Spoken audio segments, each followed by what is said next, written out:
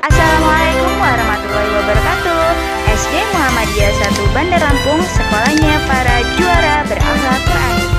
Hari ini kita akan belajar tema 3, benda di sekitarku, subtema 2, wujud benda, pembelajaran 1.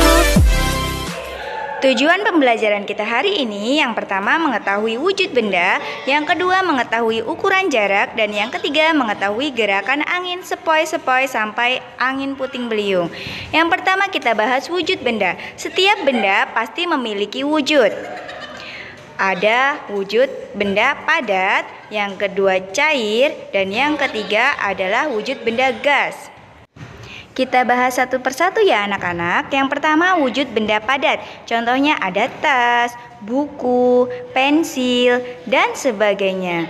Kemudian yang kedua adalah wujud benda cair. Contohnya ada apa saja ya nak? Ya, ada minyak goreng, ada air, ada kecap, dan lain sebagainya. Dan yang terakhir adalah wujud benda gas. Apa saja itu contohnya? Ya, ada balon udara. Wujud benda gas itu tidak terlihat, namun dapat dirasakan. Di dapur, Dayu melihat benda-benda yang digunakan untuk memasak. Banyak pula bahan-bahan untuk dimasak. Seperti apa saja ya nak? Ya, yang pertama ada bawang, ada cabai, ada minyak goreng, kemudian ada apa lagi ya? Dan ada kecap. Nah, kamu telah mengamati benda-benda yang ada di dapur. Kelompokkan benda-benda yang ada di dalam gambar sesuai wujudnya. Tuliskan hasil pengamatan kalian di buku kalian ya nak. Benda padat, benda cair, atau benda gas. Contohnya, kecap termasuk dalam kelompok benda cair. Kemudian yang lainnya diteruskan ya nak. Lalu coba kalian amati lingkungan rumahmu. Kamu tentu dapat menentukan benda padat, cair, dan gas. Tuliskan benda-benda tersebut dalam kotak berikut. Tulis di buku ya nak. Ibu beri contoh benda padat, contohnya batu. Seterusnya diteruskan ya. Nah, sekarang pernahkah kamu naik alat transportasi seperti pada gambar ini? Ya, gambar apakah ini? Ya, benar sekali, ini adalah gambar motor. Apakah kamu tahu termasuk ke dalam wujud benda apakah motor itu? Ya, benar sekali, adalah benda padat. Pada hari Minggu, Edo dibonceng ayah ke rumah nenek. Edo dibonceng ayah dengan motor. Perhatikan gambar berikut ini ya. Jarak rumah Edo dan rumah nenek adalah 5 km 300 meter. Sedangkan jarak rumah Edo ke kebun binatang adalah 1523 meter. Ingat ya anak-anak bahwa satuan kilometer atau km dan meter atau m adalah satuan untuk menyatakan jarak. 1 km sama dengan berapa meter? Ya, 1 km sama dengan 1000 meter. Kita bahas soal yang telah tadi diberikan. Jarak rumah Edo ke rumah nenek 5 km 300 m. Berapa jarak rumah Edo ke rumah nenek dalam satuan m? Mari kita bahas. 5 km plus 300 m. Maka kita ubah satuan panjangnya ke dalam meter semua. 5 km sama dengan 5000 m ditambah 300 m. Jadinya 5 km ditambah 300 m sama dengan 5000 meter ditambah 300 meter sama dengan 5300 m.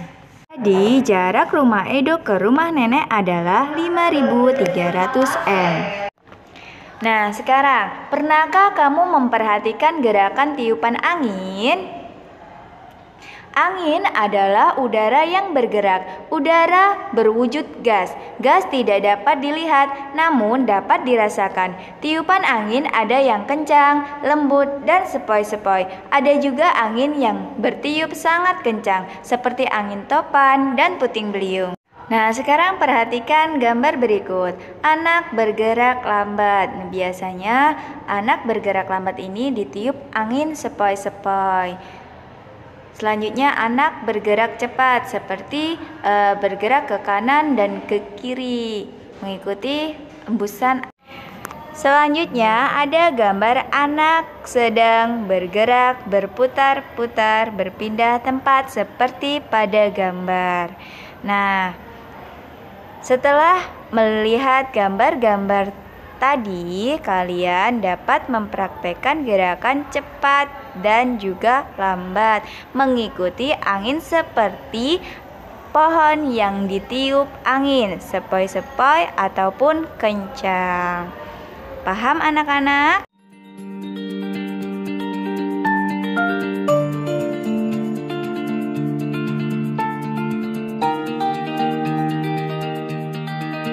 Anak-anak, hari ini kita akan belajar tema 3, benda di sekitarku, subtema 2, wujud benda, pembelajaran 2.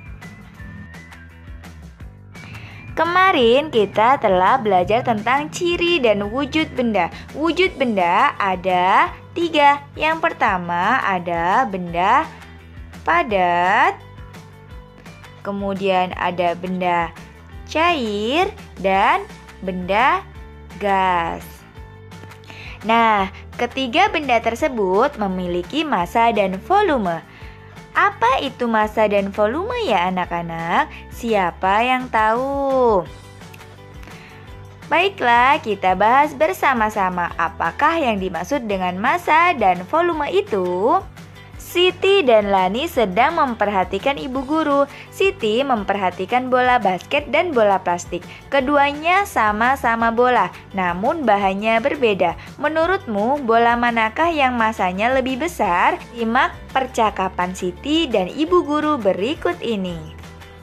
Ibu guru berkata, "Anak-anak, coba perhatikan kedua bola di tangan ibu. Kedua bola mempunyai ukuran yang berbeda. Kedua bola bahannya juga berbeda. Menurutmu, bola manakah yang masanya lebih besar?" "Masanya, Bu. Apakah massa itu, Nak?"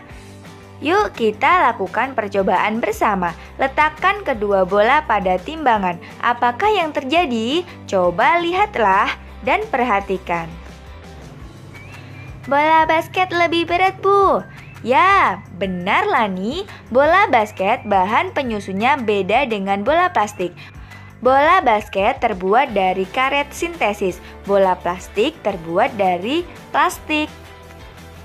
Sehingga bola basket lebih berat daripada bola plastik. Banyaknya bahan penyusun yang terdapat dalam benda disebut massa." Kemudian anak bertanya, "Jadi bola yang lebih berat memiliki massa yang lebih besar ya, Bu?" "Benar, Siti. Massa umumnya diukur dengan satuan gram atau kilogram. Massa diukur dengan alat berikut ini, timbangan contohnya." Nah, sekarang perhatikan contoh berikut ini. Di sini ada balok Y dan balok H. Balok Y mempunyai massa yang lebih besar atau lebih kecil dari balok H. Perhatikan timbangannya. Nah, kalian boleh memberi tanda kotak pada jawaban yang benar, yaitu lebih besar atau lebih kecil. Kita perhatikan lagi balok Y dan balok H. Ya, jawabannya balok Y mempunyai massa yang lebih besar dari balok H. Sekarang perhatikan timbangannya. Di sini ada 6 buah apel dan 1 semangka. 6 apel mempunyai massa yang lebih besar atau lebih kecil atau sama dengan 1 semangka. Coba lihat timbangannya. Ya, karena di sini sama, maka jawabannya adalah sama. Jadi beri kotak pada kata sama. Tahukah kamu, berat dan massa mempunyai perbedaan. Massa benda di mana-mana sama, namun berat benda dapat berubah-ubah tergantung gaya tarik bumi di tempat itu. Gaya tarik bumi disebut juga gaya gravitasi. Contohnya, massa tubuh di bumi ataupun di bulan sama. Namun, berat tubuh di bumi dengan di bulan berbeda. Berat tubuh astronot di bulan lebih ringan daripada di bumi. Nah, kenapa seperti itu, Bu Guru? Mari kita pelajari bersama-sama. Jadi, dalam percakapan sehari-hari dan hitungan matematika, orang sering menyamakan istilah berat dengan massa. Seperti kita sering mendengar orang mengatakan, "Adapun yang benar, berapa massamu? Bukan berapa beratmu." Jadi anak-anak jika menanyakan berat badan kepada teman atau kakak, adik, orang tua, tanyakan dengan benar, yaitu berapakah massamu? Begitu, paham anak-anak? Yang diukur pada timbangan adalah massa, bukan berat. Namun karena istilah berat sudah umum digunakan dalam bahasa sehari-hari, gravitasi di permukaan bumi relatif sama, sehingga penggunaan kata berat untuk menggantikan massa masih dibolehkan. Nah, ini adalah informasi yang perlu anak-anak tahu. Selain massa, benda mempunyai volume. Apakah volume benda itu? Siapa yang tahu? Ya, semua benda menempati ruang. Ukuran ruang yang ditempati oleh suatu benda disebut volume. Benda yang kecil menempati ruang yang lebih kecil dibandingkan benda yang besar. Hal ini berarti benda yang kecil memiliki volume yang kecil. Benda yang besar memiliki volume yang besar. Jadi, benda yang besar memiliki volume yang besar dan benda yang lebih kecil memiliki volume yang lebih kecil. Nah, sekarang perhatikan contoh akuarium di bawah ini. Ada akuarium A dan akuarium B. Volume akuarium A lebih besar daripada volume akuarium B karena akuarium A lebih besar bendanya dibandingkan dengan akuarium B. Agar lebih paham, marilah kita pelajari tentang volume benda. Lakukan percobaan berikut bersama orang tuamu, keluargamu, atau saudaramu di rumahmu. Alat dan bahan siapkan ya anak-anak. Yang pertama gelas ukur, yang kedua padat yang dapat dimasukkan ke dalam gelas ukur, ketiga air, dan keempat balon 2 buah. Langkahnya, yang pertama isilah gelas ukur dengan air, masukkan benda padat ke dalamnya. Yang kedua, perhatikan gambar untuk membuktikan volume benda padat. Nah, lihat anak-anak, awalnya gelas hanya berisi 1/4 gelas. Namun setelah diisi dengan benda padat, maka airnya akan naik. Berarti volumenya akan bertambah. Apa yang terjadi sebelum dan setelah benda padat dimasukkan ke dalam gelas ukur? Nah, yang terjadi, air pada saat belum dimasukkan benda padat sedikit. Setelah dimasukkan benda padat, maka airnya akan bertambah. Jadi, volume dalam gelas itu bertambah. Yang ketiga, isilah gelas ukur dengan air sebanyak 300 ml. Kemudian, tambahkan hingga 600 ml. Perhatikan gambar untuk membuktikan volume benda cair. Nah, pada gelas yang pertama diisi 300 ml. Kemudian, ditambahkan lagi gelas tersebut menjadi 600 ml. Jadi, di sini dapat dibuktikan bahwa yang terjadi sebelum dan setelah air ditambahkan ke dalam gelas ukur adalah volumenya dapat bertambah. Langkah yang keempat, perhatikan gambar untuk membuktikan volume benda gas. Di sini terdapat 2 balon. Yang pertama balon belum ditiup dan yang kedua balon yang sudah ditiup. Balon yang sudah ditiup adalah balon yang telah berisi gas. Lalu, apakah yang terjadi ketika sebelum dan setelah udara ditiupkan ke dalam balon?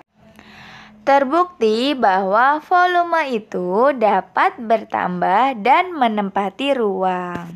Nah, kamu telah melaksanakan percobaan di atas. Coba lengkapilah kalimat di bawah ini. Benda di sekeliling kita terdiri atas benda hidup dan benda mati. Benda mempunyai 3 wujud, yaitu ada apa saja anak-anak? Ya, benda padat, benda gas, dan benda cair. Benda memiliki ciri-ciri yaitu memiliki massa dan volume. Alhamdulillah, pembelajaran kita hari ini telah selesai. Tetap semangat, tetap belajar, dan tetap jaga kesehatan. Wassalamualaikum warahmatullahi wabarakatuh.